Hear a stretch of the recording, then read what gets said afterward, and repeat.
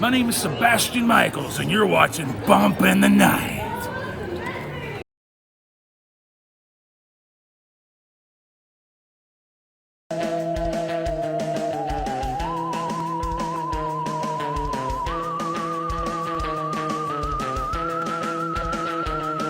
Welcome to Bump in the Night TV. I'm your host, Orson Hills, and with me always is my co-host, the man who once played Caligula as elementary school play, Bourbon Hitchcok.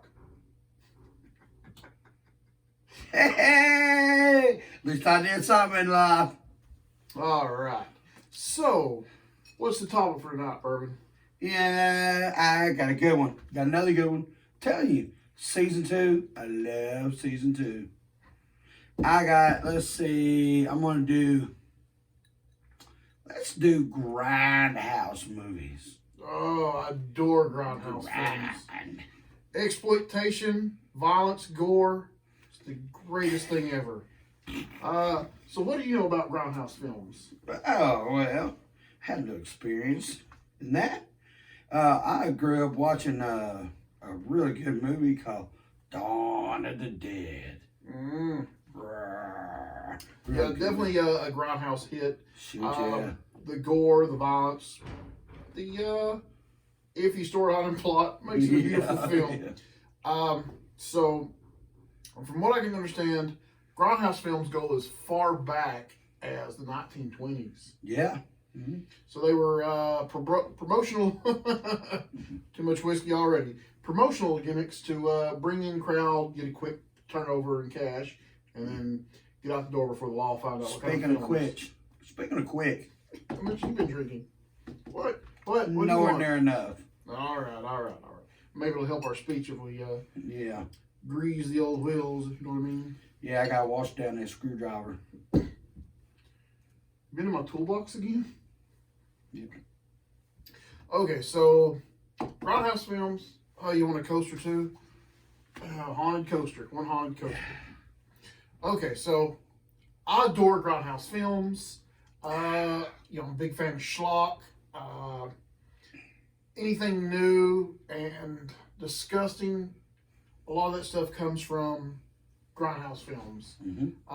To the current day now, where Tarantino and Robert Rodriguez are making remakes of the whole genre. But done a good job too. Oh, you actually like those? Yeah. Oh, sometimes you're iffy on. No, just Rob Zombie. You and your Rob Zombie hate. That's why we lose subscribers, because your hate for the Rob Zombie. So, I believe Tarantino did Death Proof, and I think Robert Rodriguez did Planet Terror. Yeah, Okay. I like both of them. And then with the success of that, they spun off to Machete. All right. So who stars in Machete?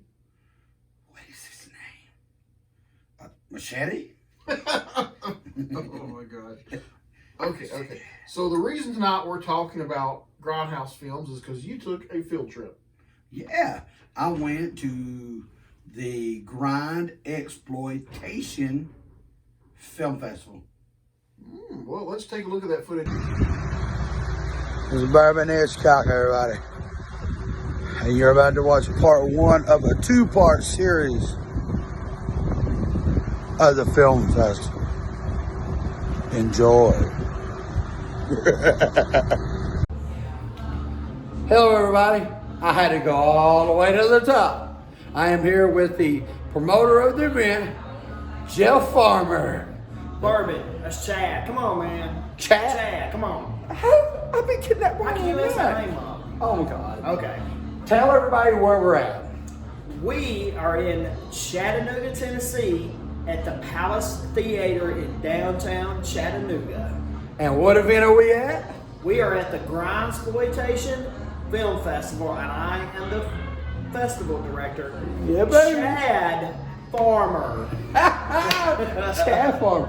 So how many years have you been doing this? This actually, Bourbon, this is the second year we done it. Second year, yes sir. Well, you had a big crowd in there. It was hard to know that, hard to tell that. Thank you. So what kind of films did you bring this year? Oh man, we have I'm a big lore. I'm a big fan of extreme horror. I love exploitation, WTF fans. I think we all know what that stands for. Yes, I know we've seen plenty of that. Extreme violence, extreme horror, anything that's weird, crazy. That's what we show. We're short films, feature films, and fake trailers. Man, and I tell you what, I watched some of it in here. I don't know. I missed a bunch today. You did. So I'm gonna have to get back on the black market and hunt this But stuff Bourbon down. corrected me, so I made a mistake on Facebook, but this man right here corrected me, so we're gonna make that right next year. I'll be here earlier. Yes.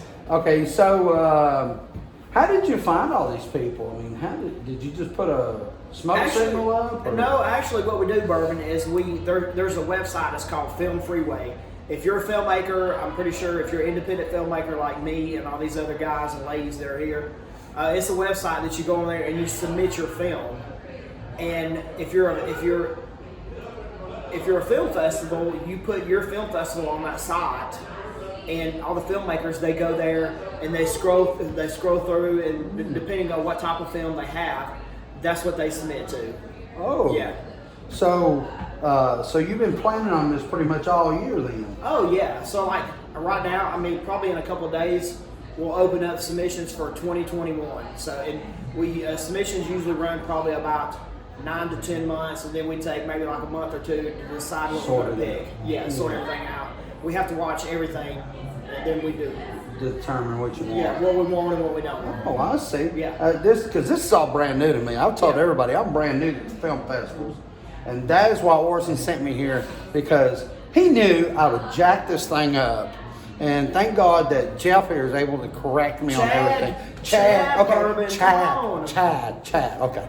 Chad was helping me out and correcting me, and I have learned a whole lot in just what little time I've been here. Yeah.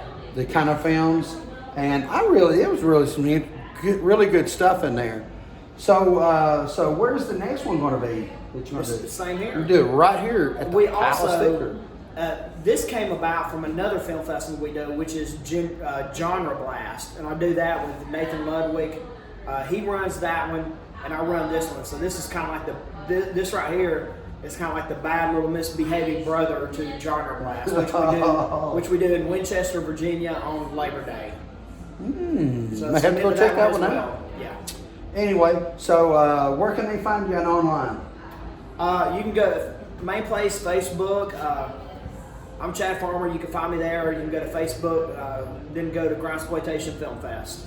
And I did put I invited some people and I shared it on my personal profile, but we'll make sure that all the links for this event and Chad's events will be put in the video description. The guy and the guy that just passed behind me, that's Nathan Ludwig. He runs Genre Blast. Oh. He's my bestie.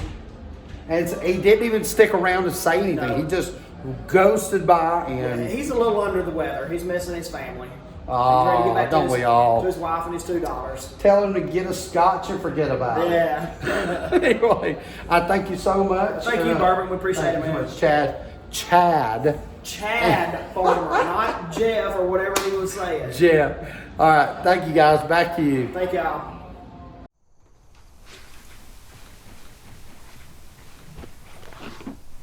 Now what?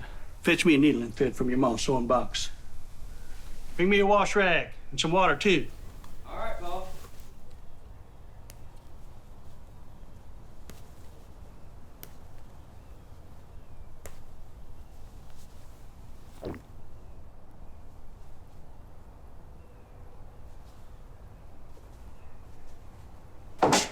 What'd I tell you about sneaking up on me?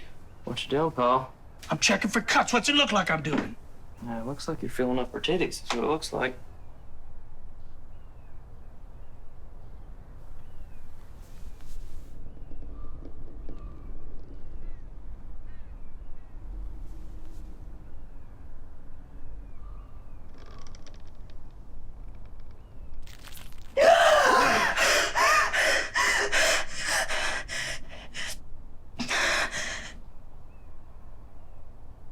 Where am I? I don't know where. You idiot. Idiot's my son. You're safe. I'm Caleb. Now, Miss Paul. Pa? That's right.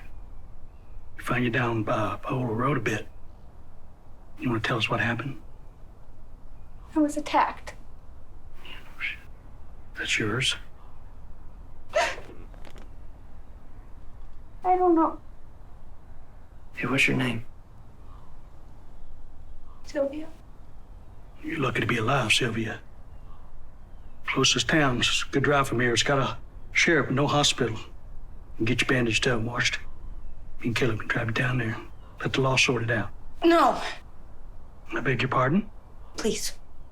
Come on, Paul, she's scared. You're not from around here, are you?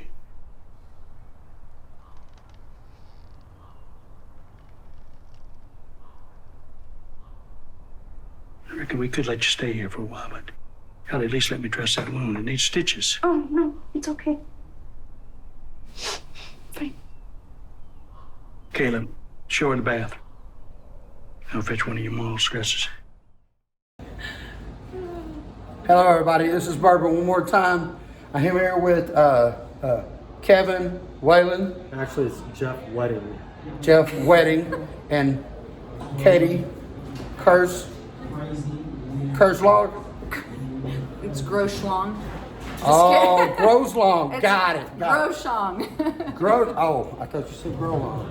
I thought did. girls was I supposed to did. be PG. It is. Yeah. Sorry. And they blame We me don't for make- being the bad one. We don't make PG films. Ah, okay. Let's get serious. All right. So what is it that you do? We are here with our feature film, Tennessee Gothic. Tennessee Gothic. That is awesome. Yep. Look good. And what do you do? I produced it and I did special effects. So virtually, he did all the work, and now you're taking credit for it. Exactly. Typical. Yep. Okay. So what is the film about? The film is about a pretty young woman that goes and lives on a farm with a dim-witted widower and his teenage son, and she's not who she says she is. She's a succubus. Oh, I've been there. Been there. Oh, we've all been there. You want to say it in public? Okay. Anyway, okay. So she says who she's not. So what is she really? She's sucking their life force out through sex. Through the sex. Did I miss that You film? missed it. I missed it. You missed it. We have Blu-rays for sale. I have to get that on bootleg. I gotta see that one now. Man, see, I can't sleep now till I watch that one. Yeah. Okay. So how long have you been doing this? 2001, Jeff and I met and he actually cast me in his first film. I'm an actress as well, and so he cast me in his first film, Blind, and we've been working together ever since. So, but I've been, we started our company in 2005, and so I've been producing our films since then. Is this like a part-time venture, or is this full-time venture? It seems like I've full-time had kind for of a me. mix. Yeah, I mean, we're not making a film full time. We're doing like Gotcha. a million other Freelancing. jobs. Yeah. And then, our last film came out in 2013. Is that right? Which one? The Measure of the Same? No, The one- 20. It came out in 2013. Was it that long ago? Yeah. That sounds. Oh man. You've been sleeping too much. I So guess. this is our first film Oh since then. man. Oh, so you're getting back in the saddle. You come out drop kicking everybody Man, I with guess this one. so. Yeah. Because I've heard people talking about it, and then I get out here interviewing, The years and are then it's flying. over with, and I thought, man, I missed it. Then he comes back over and jumps on me and says, hey, Bourbon, get me on the damn film. I said, okay. I got a little bit of film left, yeah. Okay. So, Get me on the film. Get me on. get me on the film, Well, damn Chad it. was telling us, he said, make sure to get with you, and we went and grabbed a bite to eat. And everybody else just walked past me. I guess they thought I was Seventh-day Adventist or something. I don't know. We were Mormon or what? No. I don't know. We like Mormons. We needed food. I like Mormons too. I like Mormons. I'll talk to anybody. Hey, me too. Hey, I'm going to film festivals to talk to total strangers. Yeah. We're all good here. We're not So, strangers. so what kind of film really inspires you guys? I mean, when you're making a film, obviously it's taking a little while between the films. Yeah. Does it just you wake up and say, "Hey, Or is it something that you've been thinking about over time? This one we've been planning for a while. Like the story we've been planning to do for the. Well, it was originally a short story by Ray Russell. Right. It was called American Gothic, and what was it? What did you read it in? It was called Dark Masks. It was a horror anthology with a bunch of collected writers in it. And he was the Playboy. Kind of like Creep Show, kind of. Yeah. I love those films. Me too. And so Ray Russell was editor for Playboy. He wrote Incubus, Sardonicus, Man with the X-Ray Eyes. Ooh. And so he just had wanted to do this film for a long time, and it just felt like that was the right time to do it. So, and we got permission from Ray Russell's son and daughter, and so the rest was Awesome. Yeah. So now that the film's done, do you have anything else in the works? I mean, do you have a we're sequel writing, or another film? Or? Not a sequel, but we're writing new stuff. Katie's got a couple TV shows she's working on. Okay. So we've always got things, that we're throwing back and forth. And he's got a ton of amazing scripts, but we just don't have the funds to do those yet. They're big. What? They're big ones. So they cost more than $1,000. I got you. I've been there. I've had to finance a candy bar before.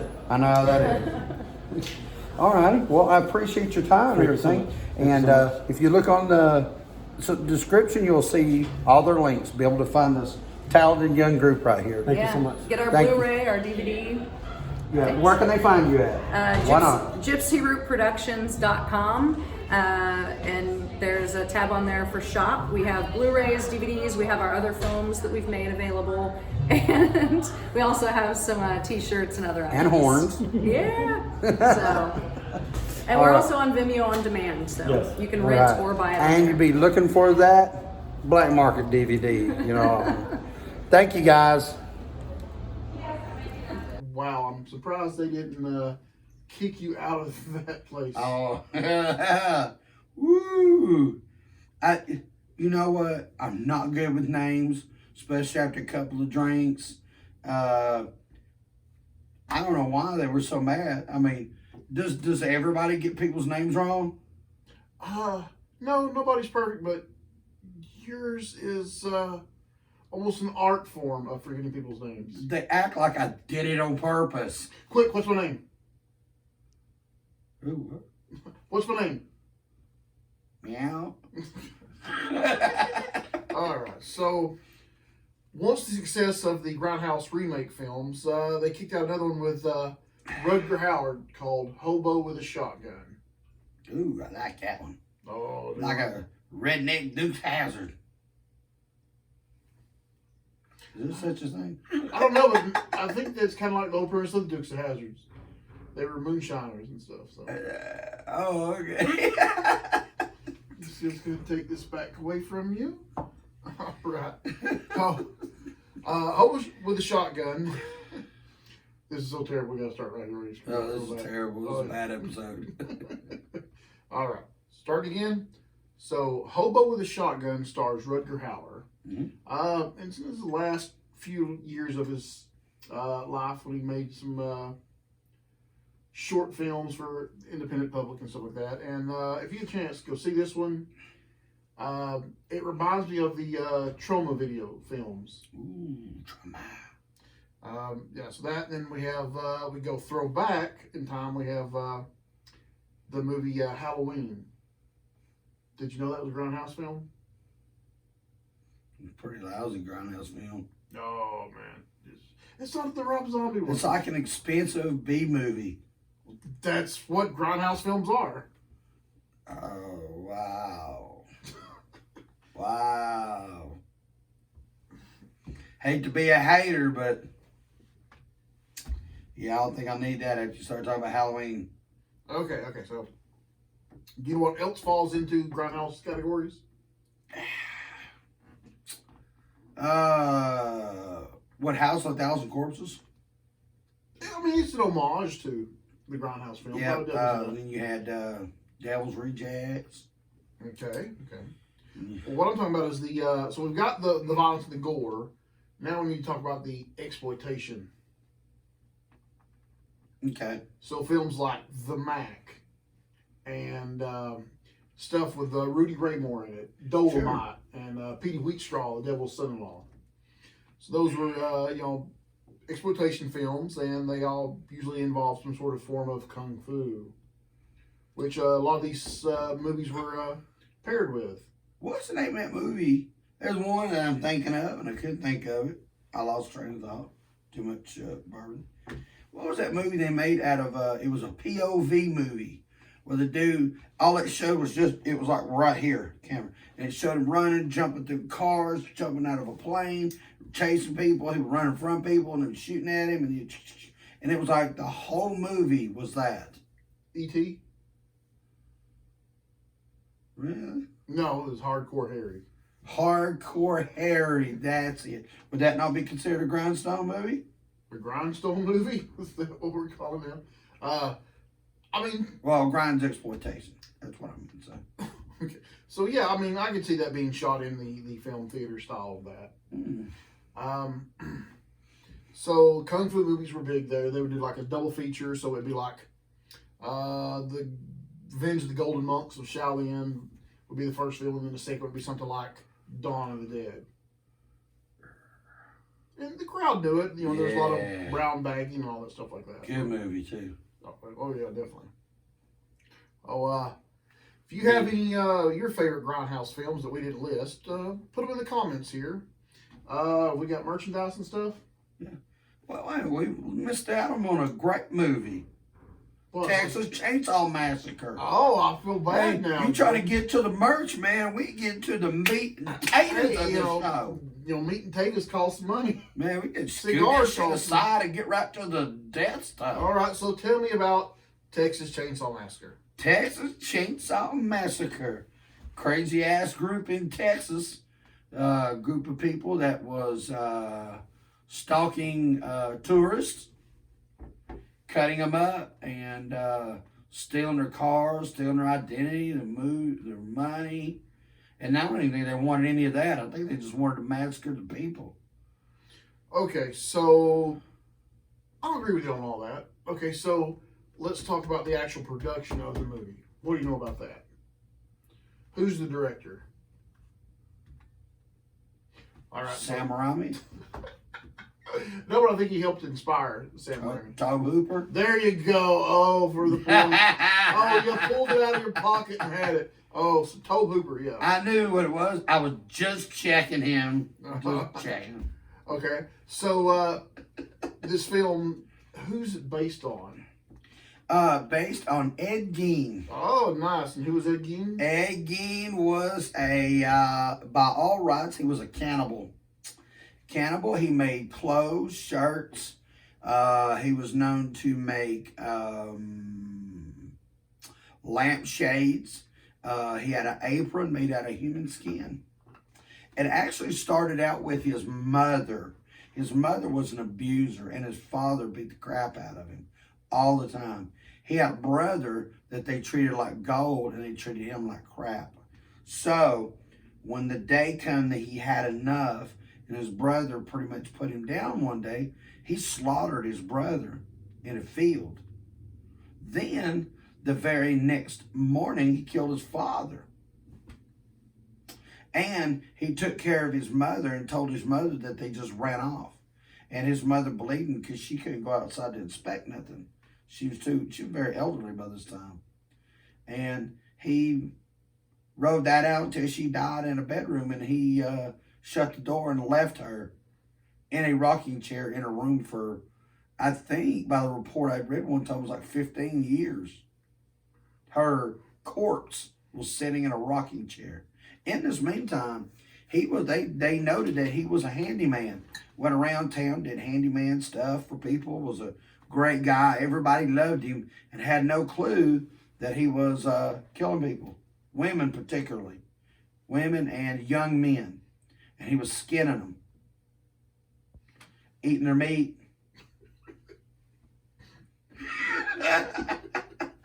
We're sorry, we're childish. And then using their flash for, whatever. Well, that was Bourbon Hitchcok's Weekly World News version of Ed Gein. You want to look up what really happened, you'd be surprised. It happened exactly. liberties that you added into that. It happened exactly like I said. I'd love to see your book reports as a kid. And that's when Atticus Finch killed the guy. All right, so The poet didn't know it. I don't even know what that means. All right, so now can I push the merchandise? Bam! That's yes, I'm assuming. So we've got T-shirts, we've got stickers, we've got what else have we got? Well, actually, in the description, I have a link for a full array. We have 163 items, brand new. I just went and built this 50,000 square foot warehouse. By the way, I just want to let you know there's a couple of checks missing. Anyway, in that merchandise site, you will see anything you want from baby aprons to dog outfits to cell phone covers, bibs, T-shirts, hoodies, sweaters. You gotta have a bib when you're eating human flesh, right? You gotta eat when you human flesh, yeah. Unless it's a human flesh bib. Yeah. Do you need a bib for when you're a human flesh bib when you're eating human flesh? Ooh, never thought about that. All right, so subscribe, ring the bell, like, share, Badmouth Bourbon, all that stuff. Now, as you know, in the show, we always kill the guest. There's no guest. So we got to kill you again. And No. for the special Grindhouse. Oh, wait.